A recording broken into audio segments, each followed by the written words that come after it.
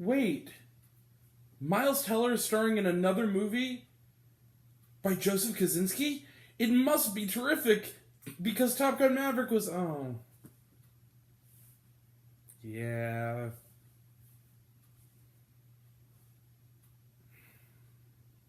Damn. Hi everyone, it's me, Grant, the movie and TV guy. We're gonna raise our popcorn with Grant. How you doing? How's your evening going? You looking nice? Hi everyone. Yeah, it's me. Welcome to the show. We are talking about a movie once more. Movies and TV, that's what we do here, but mostly movies, it seems. And today we are talking about Spiderhead.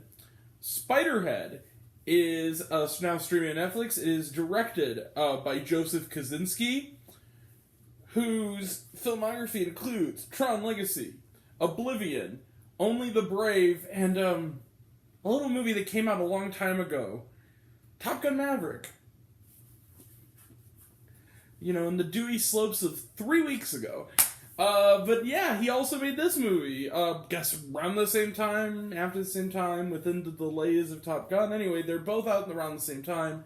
Top Gun is still killing it, so what is Spiderhead about? Well, it is also based on a short story that was called Escape from Spiderhead, which was written for The New Yorker. It says New Yorker Pictures at the beginning of this movie, which is interesting. I didn't know they had a film company. It stars Chris Hemsworth. He plays Steve. He is a kind of seemingly nice enough guy, scientist who is very ingratiating toward his what he oversees, which is essentially an inmate program in a mysterious laboratory called Spiderhead, where he is conducting with these packs that he sticks onto the backs of the inmates, basically on like the lower back. These experimental drug treatments, basically, these prisoners have been chosen to avoid serious jail time and the violence that would come from being in a serious prison. They've been hired to basically be human lab rats. But unlike the typical mad scientist, Steve seems like a pretty nice guy, I guess. And he's especially buddy-buddy with a prisoner, very kindly prisoner and experiment test subject named Jeff. He's played by Miles Teller, who is developing a kind of an interesting friendship with the young inmate who prepares the snacks, who's a very good cook, named Izzy. She's played by Journey Smollett, but there's something a little bit off. They're testing a new drug when the film begins that makes people fall in love, and not just fall in love, makes them fuck. And, fuck really a lot. And again, Steve seems to be pretty ingratiating, always happy to share a drink in his office with, his favorite inmate, but something's a little off. Jeff begins to notice, when a new fear-based drug is being used on a test subject named Heather, that is a test subject that he previously worked with in the love experiment.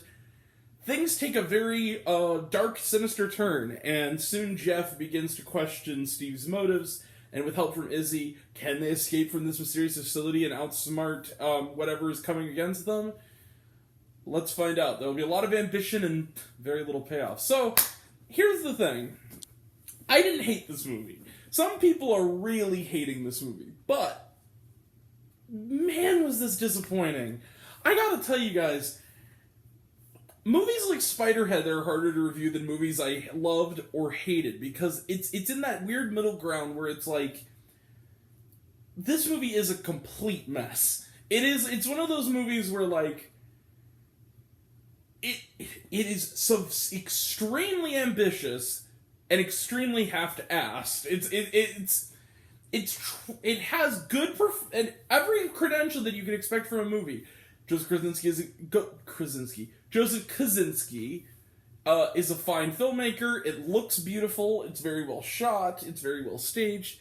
All the actors give good performances. The dialogue is relatively good. The cinematography, the set design, everything is good. The Hemsworth performance is a nice mix of charming and sinister.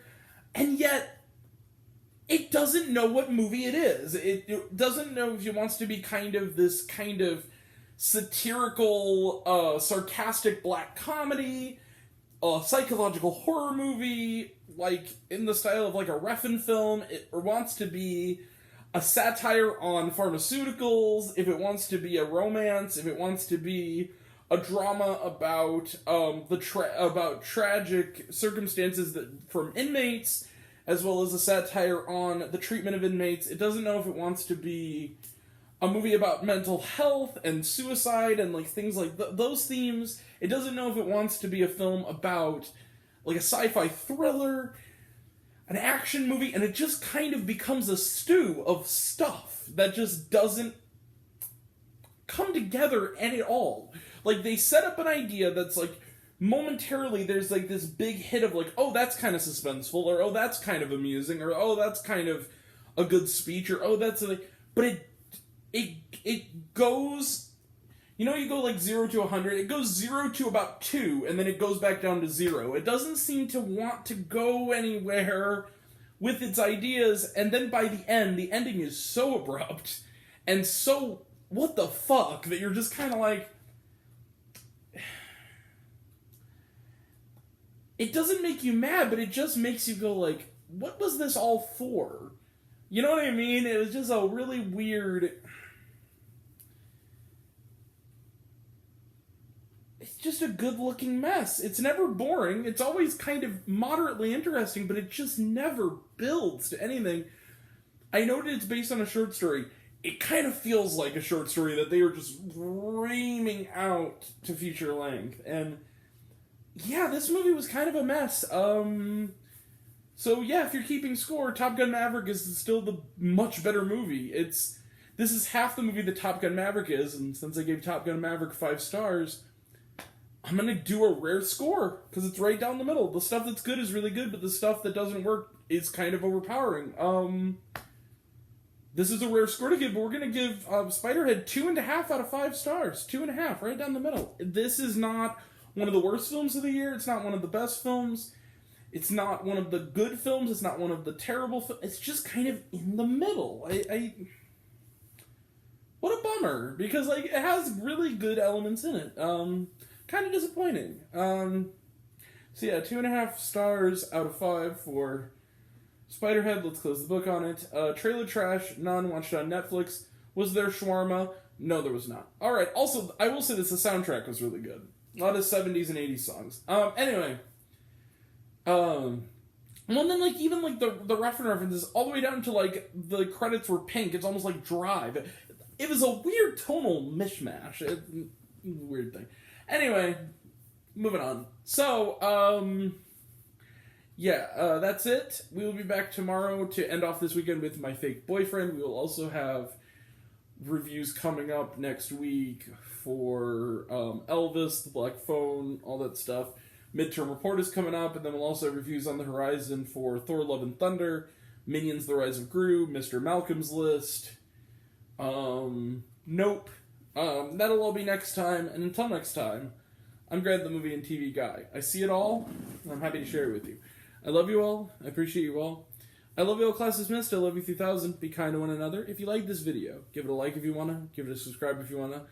Give it the bell. I don't know what it does, what that's supposed to do, or so I've been told. If you want to find me elsewhere, reviews, lists, and other fun stuff, you can check me out on letterboxd.com at Raisin Popcorn with Grant, as well as my podcast, Raisin Popcorn with Grant, the podcast, on Spotify and Anchor. Some of you already have, but even if you haven't, take care of yourself, take care of your mental health. It's incredibly important. I want to know down below, what did you think of Spiderhead? Did you like the movie? Did you hate the movie? Think my opinion's good? You think I'm full of shit? Comment below, let me know. Until we meet again, we are all raised on popcorn. Make mine with extra butter. Catch you guys next time. Take care. Have a good night.